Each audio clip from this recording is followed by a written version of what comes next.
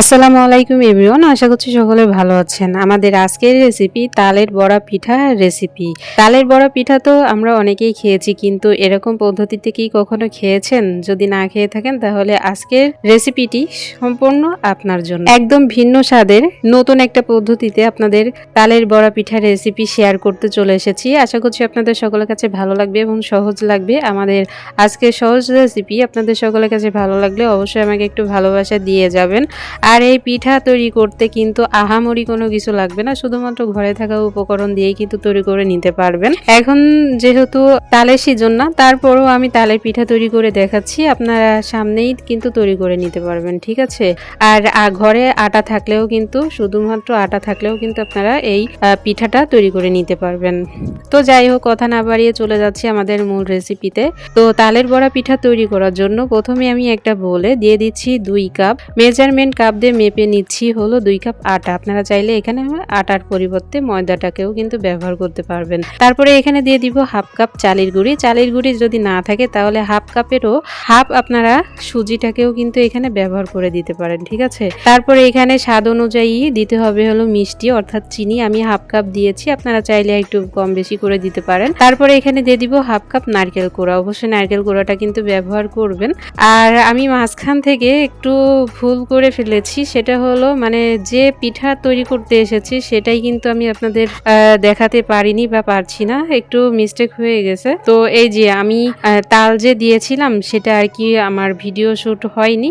তো আমি এই যে কাপটা দেখিয়ে দিচ্ছি যে আমি যে কাপ মেপে আটা নিয়েছিলাম সেই কাপেরই কিন্তু 1 কাপ আমি তালের রস নিয়েছিলাম। তালের রস নিয়ে তারপরে আমি সামান্য একটু লবণ দিয়ে তারপরে এখানে খুব সুন্দর করে আমি আটাটাকে আর কি মেখে নিব। তো আপনাদের মেজারমেন্ট কাপটা আমি দেখিয়ে দিলাম। আর দেখতে পাচ্ছেন কাপে কিন্তু কিছুটা তালের রস কিন্তু এখনো লেগে আছে। তো ভাবলাম যে এটাই দেখিয়ে দিই, যেহেতু আমি দেখাতে পারিনি যে তাল দিয়েছি কতটুকু। আন্তরিকভাবে দুঃখিত তার জন্য। তো অবশ্যই একটু ভুল ত্রুটি মাফ করে দিবেন, ঠিক আছে। তো যাই হোক, আমি সমস্ত উপকরণ দিয়ে আমি খুব সুন্দর করে একটা চেপে খুব সুন্দর করে একটা ডো তৈরি করে নিয়েছি। আর ডোটা দেখতে পাচ্ছেন একদম রুটি যেরকম বানানো হয় যেরকম ডো দিয়ে, সেরকম একটা ডো তৈরি হয়েছে। তো এরকম যখন ডোটা হয়ে যাবে একটু চেপে মেখে নিবেন, আগে তালের রস দিয়ে আগে খুব সুন্দর করে মেখে নিবেন, ঠিক আছে। তারপরে এখানে আমি দিয়ে দিব হলো হাফ কাপ লিকুইড দুধ। অবশ্যই দুধটা আমার জাল করে একদম ঠান্ডা করে রাখা দুধ দিয়ে আমি খুব সুন্দর করে আবারও খুব সুন্দর করে এখানে মেখে নিতে হবে। মেখে তারপর পিঠার বেটার যেরকম হয় সেরকম ভাবে আর কি তৈরি করে নিতে হবে, ঠিক আছে। তো মাখতে আমার আরও সামান্য একটু দুধ থেকে গেছিল, তো সেইটুকু আমি এখানে দিয়ে আবারও খুব সুন্দর করে এখানে মেখে একদম পারফেক্ট একটা বেটার কিন্তু আমি তৈরি করে নিয়েছি। একদম সুন্দর একটা বেটার কিন্তু তৈরি হয়েছে, ঠিক আছে, পিঠার জন্য একদম পারফেক্ট। তো দেখতে পাচ্ছেন আমাদের পিঠার বেটারটা যখন রেডি হয়ে গেছে তখন আমি চলে এসেছি হলো চুলায় একটা কড়াই বসিয়ে দিয়ে প্রথমে গরম করে নিয়েছিলাম। তারপর এখানে পরিমাণ মতো তেল দিয়ে গরম করে নিতে হবে। তেলটা যখন পর্যাপ্ত পরিমাণে গরম হয়ে যাবে তখন এইখানে ছোট ছোট করে আমি এইখানে বড়া আকৃতির করে তেলের মধ্যে ছেড়ে দিচ্ছি।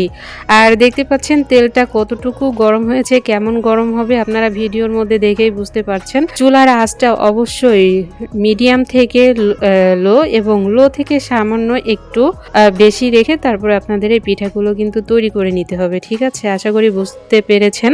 তো পিঠা তো এই যে দেখতে পাচ্ছেন পিঠা হচ্ছে খুব সুন্দরভাবে। তেলটা কতটুকু গরম হবে সেটাও আমি আপনাদেরকে বলে দিলাম।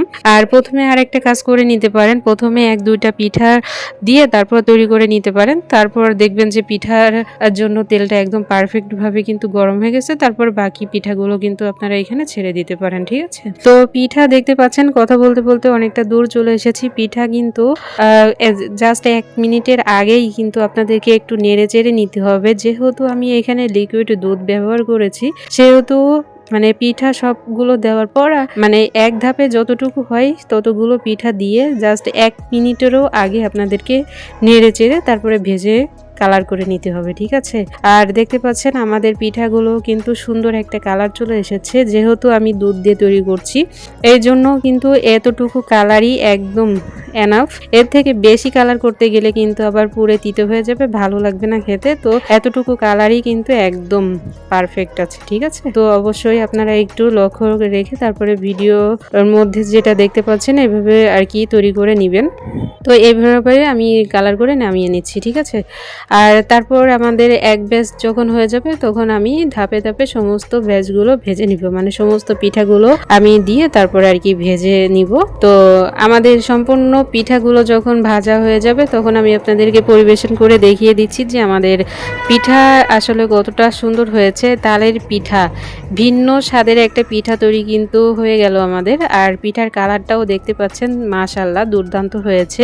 এরকম যেহেতু দুধ দিয়ে তৈরি করেছি এই জন্য দুধের তালের বড়া এরকম কালারই কিন্তু যথেষ্ট, এর থেকে বেশি কালার কিন্তু আপনারা করতে যাবেন না, ঠিক আছে। তো পিঠাগুলো কিন্তু এখনো মানে গরম, সঙ্গে সঙ্গে নামিয়ে তারপর আমি আপনাদেরকে পরিবেশন করে দেখিয়ে দিচ্ছি। ভিতরটাও কিন্তু মাশাআল্লাহ দুর্দান্ত হয়েছে। আর পিঠাটা এত সুন্দর, উপর থেকে এতটা ক্রিস্পি হয়েছে আর ভিতরে একদম নরম, মানে কিছু নাস্তা আছে না মুখে দিলেই একদম মিলিয়ে যায়, তো এই পিঠাটা কিন্তু একদম সেরকম হয়েছে এবং স্বাদটাও কিন্তু একদম দুর্দান্ত হয়েছিল। বাড়িতে অবশ্যই ট্রাই করবেন। আজকের রেসিপিটি কেমন লাগলো অবশ্যই তো আমাকে লাইক কমেন্টস করে জানিয়ে যাবেন। ভিডিওটি ভালো লাগলে অবশ্যই বন্ধুদের মাঝে শেয়ার করে দিবেন। আর অবশ্যই আমাকে কমেন্টস করে জানাবেন যে কে কোথা থেকে আমার ভিডিওটি দেখলেন, ঠিক আছে। মূলত আমাদের আজকের রেসিপি ছিল এতটুকুই। সবাই অনেক ভালো থাকবেন, সুস্থ থাকবেন। আমার পরবর্তী ভিডিও দেখার আমন্ত্রণ জানিয়ে আজ এখানে বিদায় নিচ্ছি। আল্লাহ হাফেজ।